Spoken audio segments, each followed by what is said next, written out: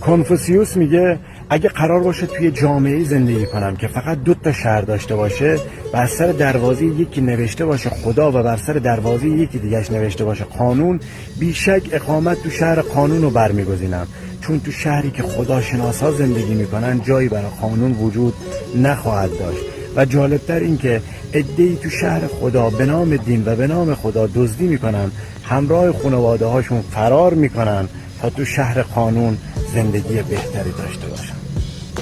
واسه دریا کنارم، هر یه گوشه از دیارم، واسه غریب و آشنا، واسه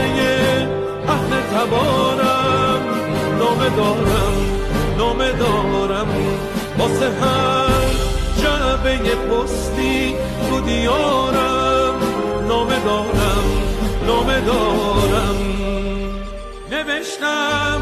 خواهر برادر مادر از فرشته سرتر، خوش به حالتون که موندین،